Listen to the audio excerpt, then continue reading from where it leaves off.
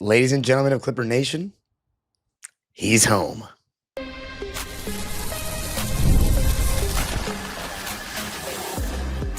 You are Locked On Clippers, your daily Los Angeles Clippers podcast, part of the Locked On Podcast Network, your team every day.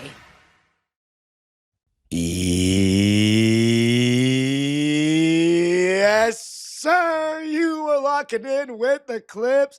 Thank you for making Locked On Clippers the first listen of your day, your team every day. I'm your host, Darian Vaziri, born and raised in LA, been a Clipper fan for 20 years, 6 of them, which involved CP3 as a Clipper. Been covering the Clippers for 5 and 3 right here on the Locked On Podcast Network, your team every day. Make sure you subscribe and hit the notification bell for every single video we post, and you can listen wherever you get your podcast. Clipper Nation. This episode is brought to you by Monarch Money. Head on over to monarchmoney.com and use the code LOCKEDONNBA for 50% off your first year. Listen, I know I said that I didn't think Chris Paul made sense after Bradley Beal, but I think the nostalgia is too much to care about, and I'm also going to be talking about why I've changed my stance on that based on something that Lawrence Frank said, and then looking at the depth of our incredible 11-man rotation that we have assembled now for this upcoming season. We might be the deepest team in the league. But let's start out with the obvious. Chris Paul is a Clipper once more. As someone who became a fan before Chris Paul, and I would say my fondest memories as a Clipper fan are easily Lob City. This is an amazing day. For me as a Clipper fan, for me as the host of this show, because it's been a really crazy journey being a Clipper fan. It's not for the weak. This is going to be my 21st season as a fan. I know people have been a fan longer than me, and listeners of this show have been a fan longer than me. And whenever I meet people like that, I say the same thing every time, that you deserve a ring more than me. But I feel like I shouldn't even start with the basketball stuff, because yes, there's a lot of worries. Are we too small? Are we too old? You know, the fact of the matter is Chris Paul is still a good player in today's NBA. Let's just make that very clear.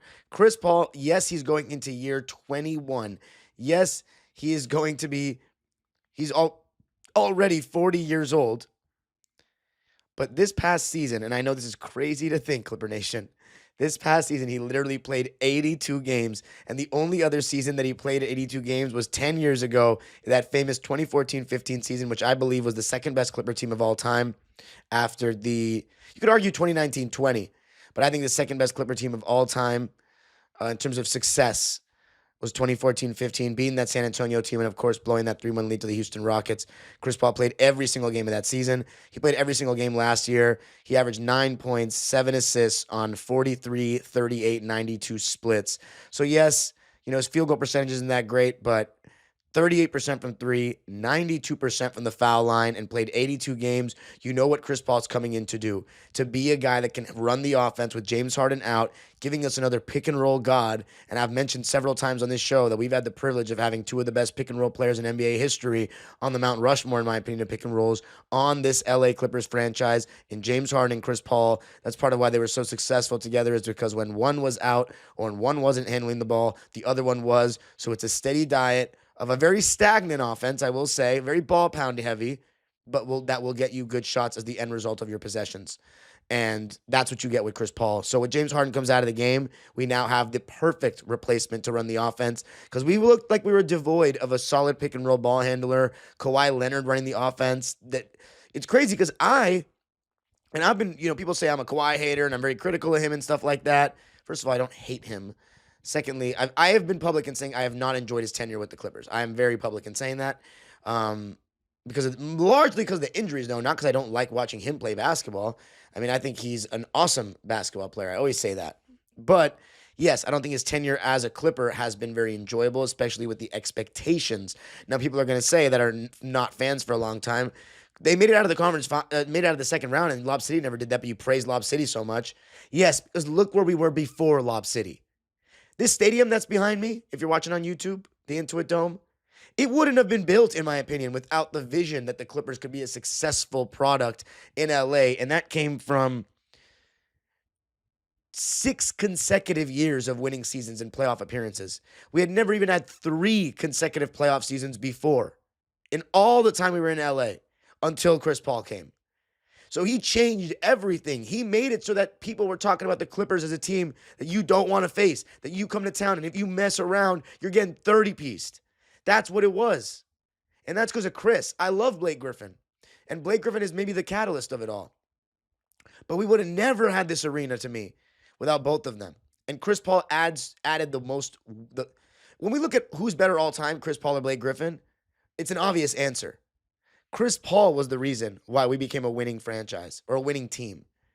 He changed the culture. I think the winning franchise is Ballmer, but winning team, CP3. And he gave the vision that, the Clippers could be a successful team. Like they could be a perennial playoff team. So we know what Chris Paul's here for, to back up James Harden, to not make Kawhi Leonard have to create when James Harden's out. He can still get in his spots. He can still feed off other guys, maybe run occasional pick and rolls. But I was saying that the reason why I brought up the whole do I hate Kawhi thing or whatever is because people say I'm harsh on him. I hold him to a high standard. But I was shocked to see that most Clipper fans were like, we need another ball handler. Beal and Bogey is not good enough, and Chris Dunn off the bench, that would not be good enough. And even if we stagger Kawhi, I don't trust Kawhi to create enough good shots. I'm like, damn. So that's how you feel about Kawhi? That he can't create good shots? Like that, and they're like, nah. So maybe this is, exactly what some Clipper fans that aren't as high on Kawhi creating a bunch of good shots are, or maybe they're more hyped on it because of that. But the fact of the matter is, this is why we brought in Chris Paul, is to have another guy that can create shots. Yes, the problem is 11 deep, and I'll be talking about that coming up of why that's, a potential issue, why I was saying I don't want Chris Paul after we got Beal because of the 11 deep thing, but it's going to take major sacrifice. It's going to take major buy-in from the players. It's going to take Ty Lue to have a really good season because we legitimately have 11 good NBA players. 11 players that all deserve to be playing. And look, Kawhi's going to miss games, so then there you go. Beal's going to miss games, and then there you go. So it's not going to be as big of a problem in the regular season. But when everyone's healthy, how can we keep everybody maximizing their roles and also staying content with what's going to happen? So that's going to be major. 11 good players. But let me just start by saying, or end the segment by saying this. For me, the good news, the smile on my face didn't really come from what Chris Paul is going to bring to the basketball court. It's the storyline, the narrative. And I know it's, we want to be anti-narrative and all about basketball these days, but no, like the narrative of professional sports is part of what makes things great. I don't think we'd follow it if it was just great basketball players. We love the narrative, the history, the things that are attached to each player, the legacies. We love that. That's what makes the NBA great. That's what makes it like a storyline. And in this story, Chris Paul spent 6 years with the Hornets, 6 years right here with our Clippers, 2 years with the Houston Rockets, 1 year with the Oklahoma City Thunder, 3 years with the Phoenix Suns, and then 1 year with the Golden State Warriors, and 1 year with the San Antonio Spurs. Of those 7 stops, it will now be the Clippers, which I already felt. When people remember Chris Paul, are they going to say, I remember Hornets Chris Paul or Clippers Chris Paul? And you can argue singular season, that 08 Chris Paul was the best version. But when you talk about the fact that Chris Paul had a season in 2010 where he had knee surgery and missed half the season and didn't play in the playoffs because they didn't make it because of that. And in his first 2 years, he was a rookie and a sophomore. You cannot look at me with a straight face and say that Chris Paul had a better tenure with the Hornets than he did with the Clippers. When it's all said and done, it's going to be CP3 of the Lob City Clips that will be remembered more than any version. And now he's got the most total years with our franchise to stamp that. He's one of the greatest point guards of all time. Played for the Clippers for the majority of his career, had his best years with the Clippers, was his most popular self with the Clippers, in the most commercials with the Clippers, had the most All-NBA honors with the Clippers, most All-Star appearances, made it to the playoffs the most, had the most nationally televised games. We did a lot for Chris Paul, and he did a lot for us. So it's only fitting that he comes back for one last dance right here in the stadium that he helped build. Now for a little more personal touch, for those that follow me thoroughly, they know that I've been straddling with the line of I am a fan, but this media stuff and me not being fond of the 2-1-3 era, and then my least favorite player to watch before he was a Clipper, and to be honest, that hasn't changed. Even though he's a great Clipper. I'm going to say that again. He's a great Clipper, James Harden. He's developing a nice little Clipper legacy right here. But I still don't enjoy watching him play basketball philosophically. And by the way, those that say, bro, that's so hypocritical, Chris Paul does a lot of that same stuff. Yes, I agree with you now. When I was younger, I didn't see it like that when we had Chris Paul. But I see it now. I was just rewatching Game 7 of the Jazz series, the last game Chris Paul played for us. Oh, man, that dude was a ball pounder, slow, the way he ran the offense. So good at making plays, but slow.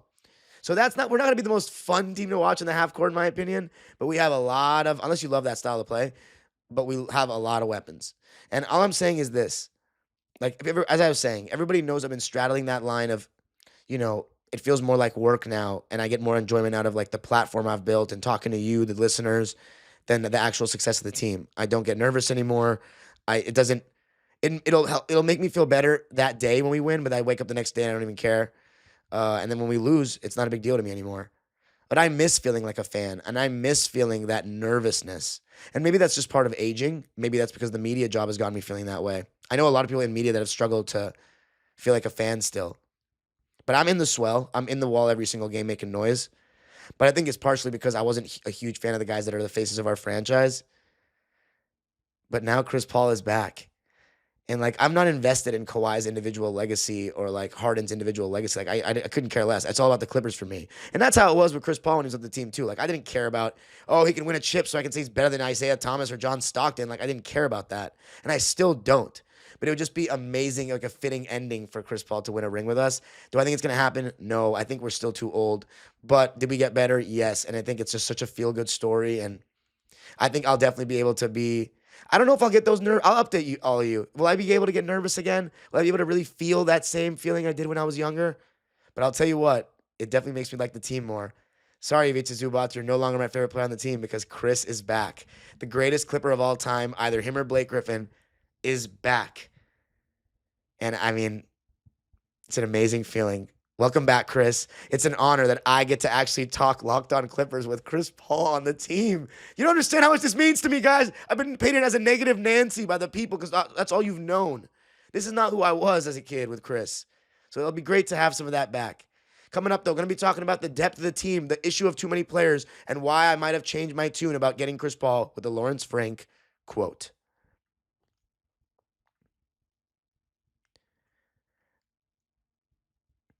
I got to tell you a little something about Monarch money. Ever wish managing your money felt easier? With Monarch money, it can.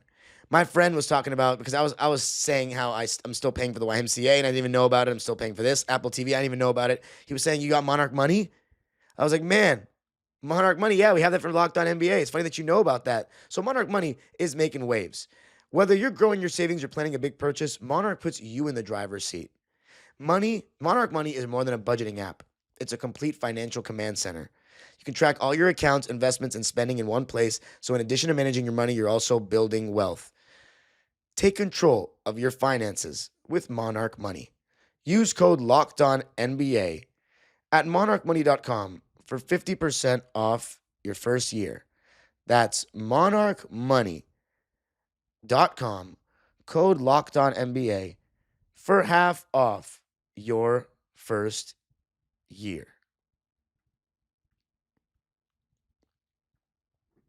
All right. Chris Paul, as I said a couple of days ago, is a Clipper once again. His 21st season and likely his final season will end right here where his family is. His son is in Campbell Hall. He is now able to go to his son's games. Like, this is a dream for him, and that is why I believe that my tune has changed, and I believe he's going to be okay with the reserve role. Lawrence Frank said in a press conference, and I'm going to do a whole separate episode on the Lawrence Frank press conference, but he said a couple of days ago that he is joining as a reserve point guard and is excited to fill whatever role Ty Lue asks him to play. But a couple of days ago, he made a comment about that we're strongly considering Chris when Law Murray asked him. But the most telling thing when it comes to Lawrence Frank was that he said that they've learned from those lessons about having too many players who need to play and the issues that can present. Frank said that players who will join from now, and that was 2 days ago, so before we signed Chris Paul, players that will join from now on have to understand it's a reserve role for them. So again, he said reserve point guard. So that sounds like Chris Paul's not playing every game when everyone's healthy. And here's the reason why I think he might be able to buy into that. He knows he's going to play in the playoffs, and that situationally he'll be used. Because I would much rather have Chris Paul in the playoffs than Bogey. Regular season, though, the thing is, I want Bogey next to Harden. Like, I think he's a good fit next to him because the catch and shoot element. Chris Paul, I don't like him next to Harden in 2026. It's too old. It's two guys that are going to do the same thing. In Chris Paul's case, he was willing to take catch and shoot threes, but his release is slow, so they close out, and it seems like he's not even getting an open look.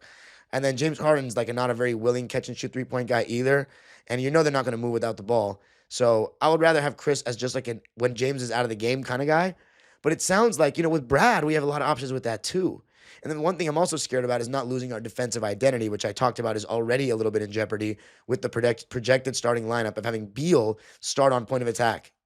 So that's a little risky. So with Chris Paul, that's another guy, another guard. So the moral of the story is Ty Lue is going to have a tough year in terms of navigating all this stuff. But the first thing is getting guys to buy in. And I think the reason why Chris Paul will buy into not playing some games, Nico's going to buy into not playing some games. He's such a team player. Chris Paul is a little bit harder, right? Because he's always played, and he talked about the reason why he went to San Antonio is because he got to start. He didn't like coming off the bench in Golden State. And that's the only year he's done it. But the reason why he's willing to do it is because, one, I think he loves this organization, but because he's with his family. At the end of the night, he's going home to his kids. He's not going home to have to FaceTime them at night. That means something to a man, to a person.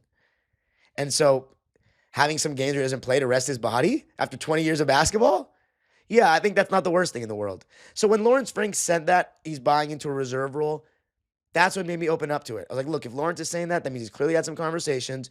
And if they get this to actually work, we got to take back all the Lawrence Frank slander. We really do, including me, I guess.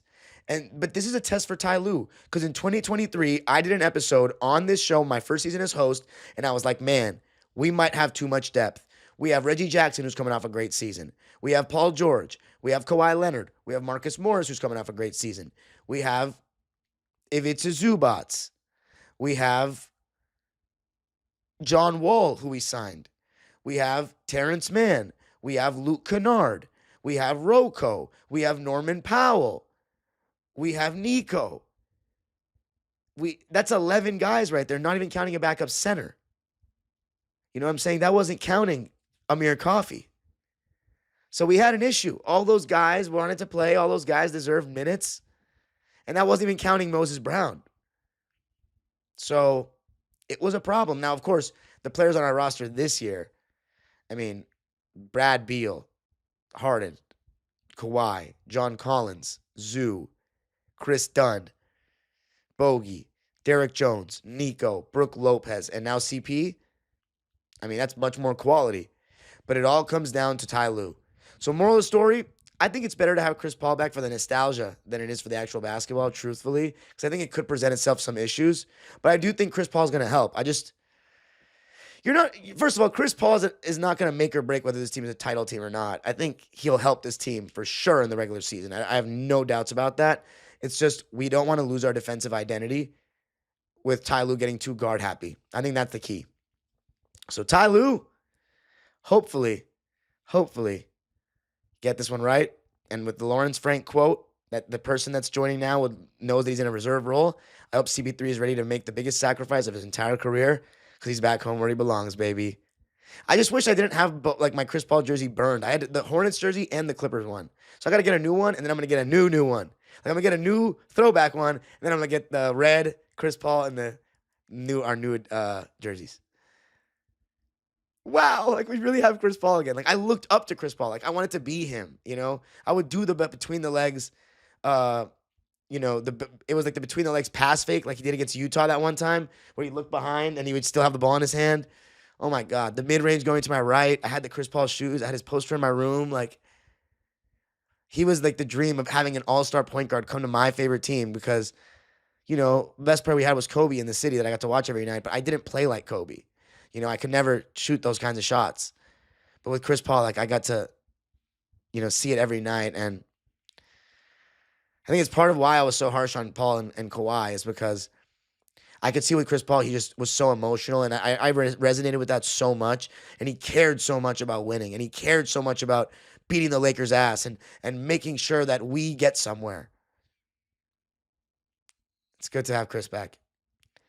Coming up, I'm going to be talking about the depth of this team and how great we can be.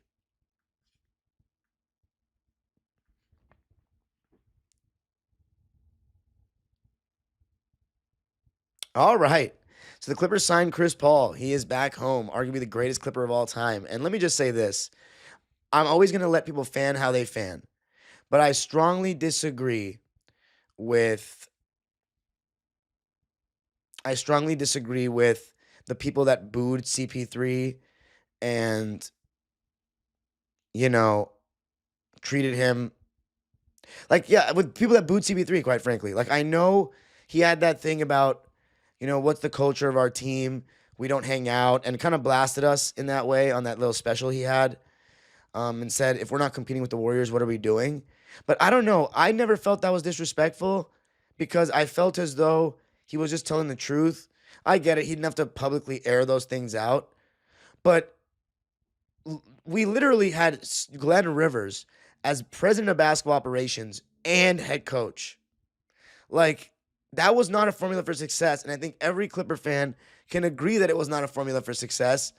But now, like, after we make the decision to separate from that and have Lawrence Frank be our president, now it's a good move. But when Chris Paul says that he's a villain, I get it wasn't professional, but I don't think that was throwing us under the bus. The franchise. I don't think it was. Chris Paul left because he knew he couldn't be a number one option anymore like that. And Blake Griffin got injured 2 straight postseasons. So I didn't blame him for leaving. And he immediately almost beat the Warriors. He got to the conference finals his first year after he left us, which kind of hurt because it was like his decision was almost validated. But I will say, I was happy he didn't win. I was happy he didn't win without us.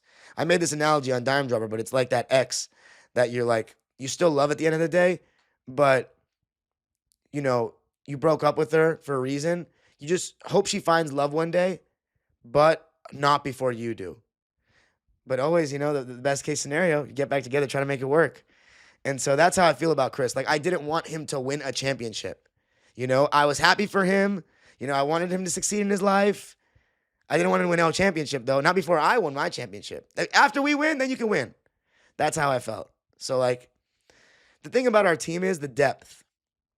The depth is crazy. I mean, we got 11 good-ass players that all serve their own purpose. I mean, Lawrence Frank, they went out and cooked this offseason, him and Trent Redden. We got the power forward. We got a Norman Powell replacement, even though we traded Norman Powell. We got the backup center in Brook Lopez that's never come off the bench. We got another ball handler for James Harden in Beal and Chris Paul. And we have Kawhi Leonard going into the offseason healthy. The only thing that holds us back is our age. And I think how good Kawhi Leonard still is as a number one option at the highest level, the endurance. Can he get 2 feet in the paint enough? Can he get easy shots enough? And of course, James Harden's playoff demons. He hasn't beat a good team since Lob City 3-1. Literally has not beat a great team, I should say. So I think the supporting cast is great. I think my problems are at the top, truthfully. And the injuries of those guys. And also Ty Lue. I think Ty Lue, this is going to be a season where he's going to potentially face a lot of criticism because there's always going to be an argument for some guy to play more. We don't want to lose our defensive identity. We don't want Beal to get out of rhythm and start pouting and, stuff like that. We don't want there to be Bogey getting upset. Like, it's a lot of things. But we're so deep, and everybody always says that's a good problem to have. 2023 kind of traumatized me. I like the pecking order. That's why I wasn't trying to get Chris Paul. But there's enough nostalgia to get over it. Like, he's still going to help. I'm just afraid of the playoffs. But at the end of the day, some people have said, well, Darian, you don't think we're a championship team anyway, so who cares? And in that case, you're probably right. So who cares? We have Chris Paul back. We'll see. And plus, I don't think I should say, like some people are saying, why do you keep saying we're not going to win? Like, it's so deflating to hear the host say that. Dude, I'm as big, if not a bigger fan than most people that are talking. I spend all my week, look at how big a part the Clippers are in my life. You think I don't want us to succeed? Are you being serious? I just proved to all you guys that I could potentially get a credentialed media pass, and I still choose to sit in the swell because I can't sit still. I mean, how big of a fan do I have to show you I am? So what? And look, if we're talking about when I can get more positive, well, Chris Paul coming helps that. But my point is this: I shouldn't be saying, and I'm not hearing Clipper fans saying we're going to win the championship. They're just like, are we a contender? Bruh, this is a contending roster for sure. But only one team can win. And I don't see that being us in any situation. I just think we're a little old. A little old is an understatement. We're old. It's just that those old players are still pretty good and can help us get better. But we're very old, and it's a young league. But I'll say this. We haven't made it out of the first round since 2021. So I shouldn't even jump to saying championship. Like, let's just take it one step at a time. Let's win a playoff series again. It's been a while. We've never even won a playoff series since I've been the host of this show. So, hey, man, we got a good roster. That's all I got to say. CP3, welcome back home, dude. I like almost got emotional tearing up. Like I didn't tear up, but I almost did thinking about what this means to me. Like what this means to the kid in me that remembers that first game against the Warriors on Christmas in 2011 and remembers the way he took over that game and how I realized in that moment, yo, like we have a superstar for the first time since Elton Brand in 06 and a guy that's better than Elton Brand for his Just for his time, he's just better than him. It's better about. I think Chris Paul is better than Elton Brand, but Elton Brand was a beast in 06.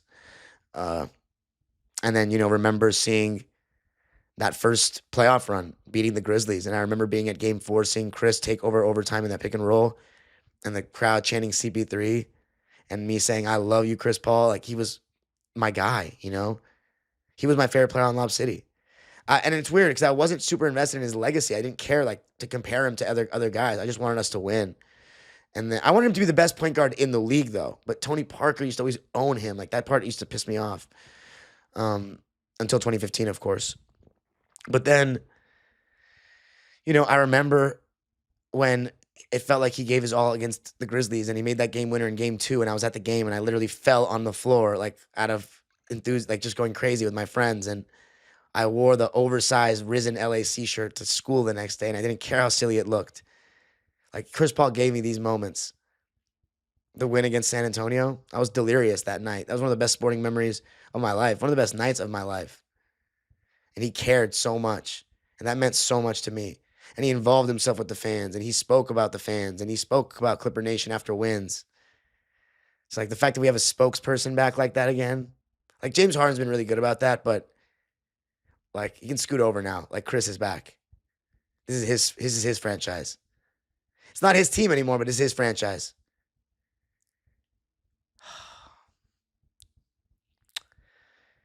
This is really special, guys. Like, the fact that I'm still the host of this show and we have Chris Paul and the Clippers, like, sometimes I have visions, like, if I was doing this. I was obviously in school, so I couldn't, but, like, if I was doing this when we had Lob City and, like, how much... Like, would people be as negative towards me? Like, I feel like I always don't give a shout out to people that actually support this show. All the people that listen on the show that I meet in real life that are never in the comments and say, I just listen on podcasts. Let me just say this, a special shout out to all of you. I love all of you. Those people that always come up to me at the games and say, I listen to you on Spotify and Apple Podcasts. I don't know the YouTube. I don't know what's going on. I love you guys. And this is a special day for all of us. So welcome back, CP3. You're home where you belong. Dome, sweet dome. Pause. The age-old proverb continues. Go Clippers.